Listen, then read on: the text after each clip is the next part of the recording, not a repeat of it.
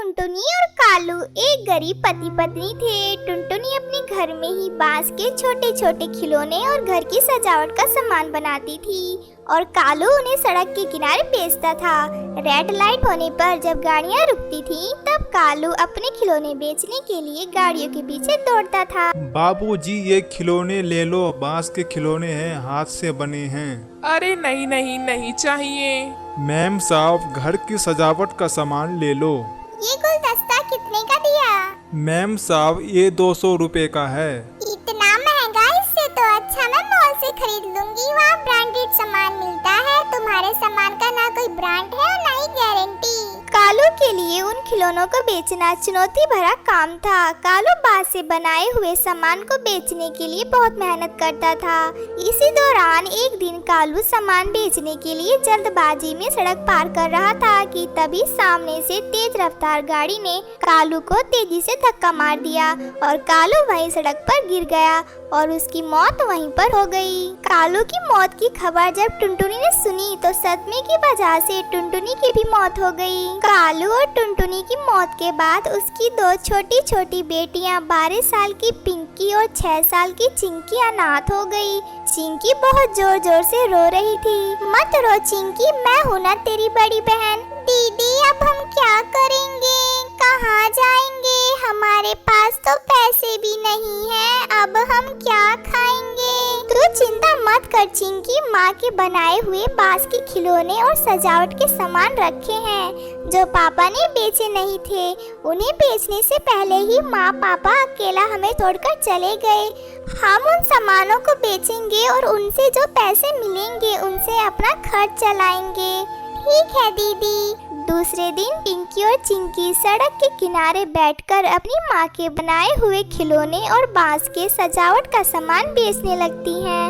उन दोनों छोटी छोटी प्यारी प्यारी बच्ची को सड़क के किनारे बैठकर सामान बेचता देखकर वहाँ से गुजरने वाले पक्षियों का दिल पिघल जाता है और वह पक्षी चिंकी और पिंकी का सामान खरीदने लगते हैं। अरे बेटा ये खिलौने कितने का है? 50 रुपए का है। महंगा है, मैं तो इसके 35 रुपए ही दूंगी। ठीक है, आप इसके 35 रुपए ही दे दीजिए। तभी वहाँ पर एक पक्षी आता है। अरे बच्चों ये दोनों खिलौने मुझे दे दो। ठीक है, ये लीजिए, आपके पूरे 100 रुपए हो गए। इस तरह चिंकी और पिंकी की ठीक ठाक कमाई हो गई थी। शाम को जब वह दोनों घर लौटकर आई तो चिंकी कमाए हुए पैसे को गिनने लगी। आज तो पूरे 400 रुपए की कमाई हुई है। हाँ चिंकी, आज तो ठीक ठाक कमाई हो गई, लेकिन इतने से हमारा काम नहीं चलेगा।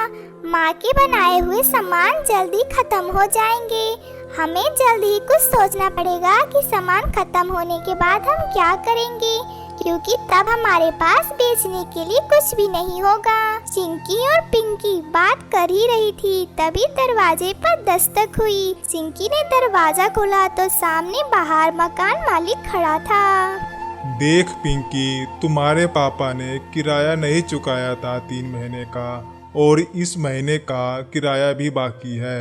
5,000 के हिसाब से 4 महीने का किराया 20,000 रुपये होता है। मुझे कल शाम तक मेरे 20,000 रुपये दे दो, नहीं तो तुम्हारा सारा सामान उठवा लूंगा और घर खाली करवा दूंगा।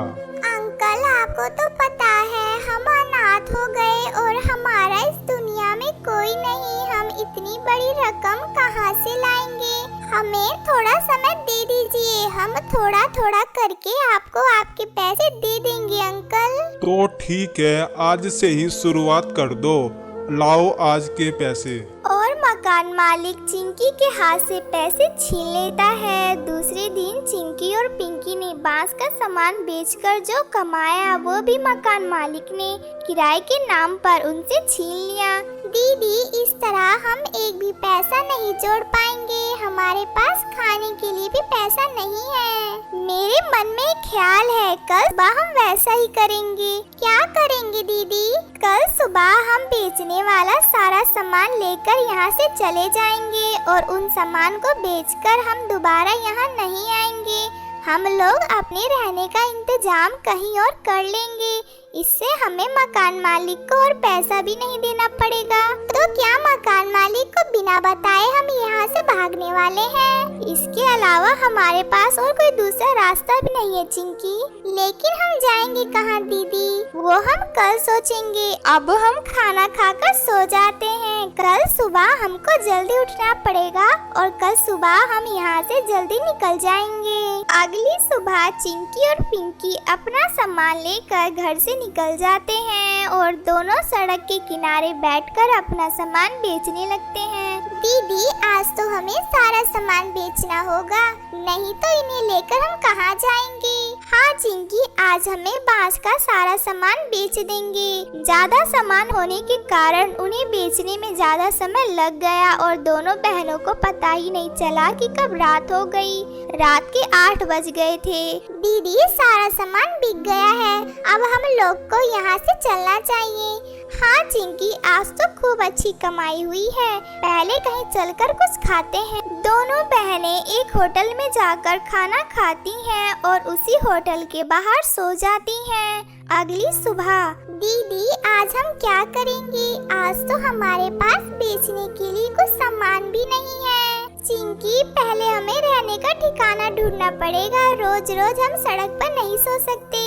हाँ दीदी, मगर हमारे पास तो सिर्फ 1000 रुपए हैं। इतने पैसे में तो हमें कोई भी घर किराए पर नहीं देगा। तभी चिंकी को याद आता है कि उसने स्कूल की किताब में पढ़ा था कि कैसे एक आदमी ने अपने लिए बांस का घर बनाया था और माँ भी बांस के छोटे छोटे घर बनाया करती थी। दरअसल माता पिता की मौत होने से पहले दोनों बेटियां सरकारी स्कूल में पढ़ा करती थी, लेकिन अनाथ होने के कारण उनकी पढ़ाई छूट गई थी। चिंकी हम अपने लिए खुद का घर बनाएंगे, वो भी अपने हाथों से। वो कैसे दीदी? देख, जैसा माँ बांस का छोटा सा घर बनाती थी, ठीक वैसा ही हम बड़ा सा घर बनाएंगे जिसमें हम रह सके। ठीक है दीदी, हम इतना सारा बांस लाएंगे कहाँ से? मगर बांस लाने के लिए हमें जंगल जाना होगा। बांस लाने के लिए मैं पापा के साथ जंगल भी गई हूँ, मुझे जंगल का रास्ता पता है, तो चल मेरे साथ। और दोनों बहनें जंगल की ओर निकल पड़ती हैं। जंगल पहुंचकर दोनों ने देखा कि वहाँ पर ढेर सारे बांस के पेड़ हैं। पिंकी ने शहर के किनारे और जंगल के बगल में एक जगह चुनी और दोनों बहन जंगल से बांस लाकर इकट्ठा करने लगी। धीरे धीरे उन्होंने काफी बांस इकट्ठा कर लिया। यह सब करते करते उन्हें रात हो जाती है और वह वहीं पर सो जाती हैं। अगली सुबह चिंकी उठ, हमें जल्दी से अपना घर बनाना है। और पिंकी बांस का घर बनाना शुरू करती है और चिंकी अपने नन्हे नन्हे हाथों से अपनी बड़ी बहन की मदद करती है। लगभग 3 दिन की मेहनत के बाद चिंकी और पिंकी ने अपने लिए बांस का घर बना लिया था, जो देखने में बहुत ही सुंदर लग रहा था। दीदी हमारा ये बांस का घर कितना सुंदर लग रहा है ना? हाँ चिंकी, ये हमारा घर पहले के घर से ज्यादा सुंदर है और इस घर में रहने के लिए हमसे कोई किराया भी नहीं मांगेगा। दीदी हम इस घर को सजाने के लिए बांस की पत्ती और फूलों का प्रयोग करेंगे। हाँ चिंकी, चलो हम बांस से फूल और पत्ती बनाते हैं।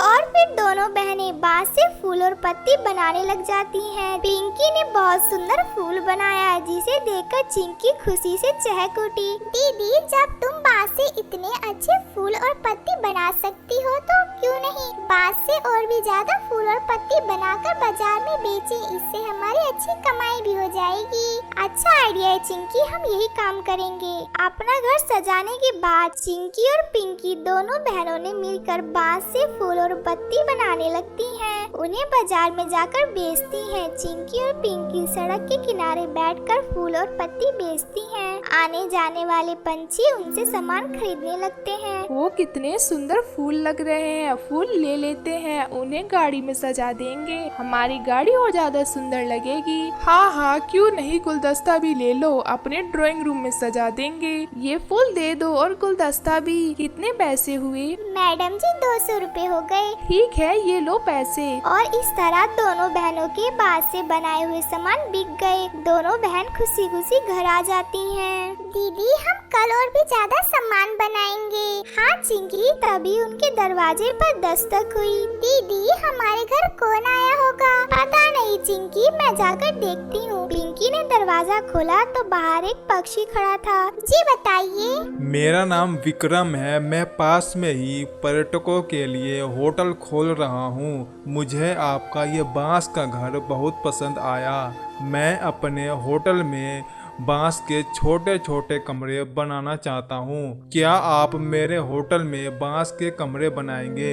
इस काम में मदद करने के लिए मैं आपको हेल्पर भी दूंगा।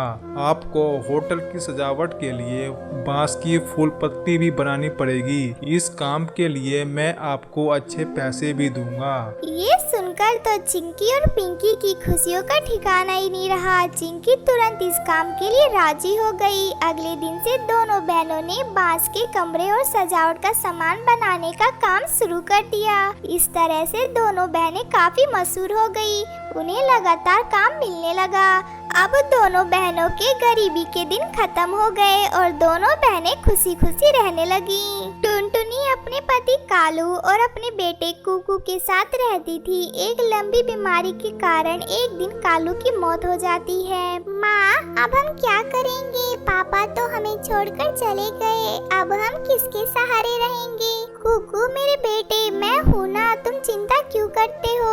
माँ, मुझे भूख लगी है, मुझे खाने के लिए भोजन दे दो।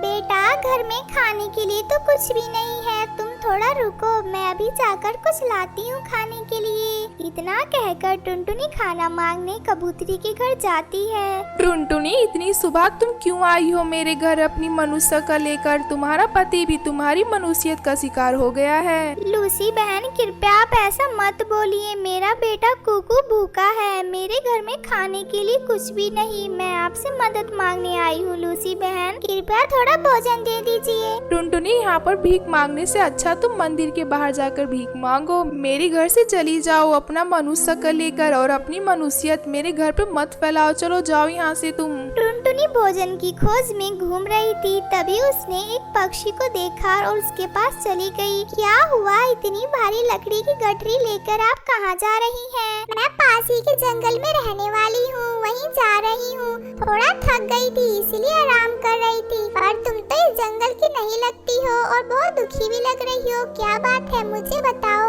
क्या बताओ? मेरे पति की मौत हो गई बीमारी के कारण। मेरा बेटा घर पर भूखा है। बिना भोजन लिए मैं घर कैसे जाऊँ? चलो मेरे साथ मेरे घर, मैं तुम्हें भोजन दे देती हूँ और फिर वह भोजन लेकर तुम अपने घर चले जाना और अपने बेटे को खिला देना। फिर टुनटुनी उस चिड़िया के साथ उसके घर चली जाती है। टुनटुनी, तुम बहुत नेक दिल चिड़िया हो, इसलिए मैं तुम्हें बांस की यह लकड़ी दे रही हूँ।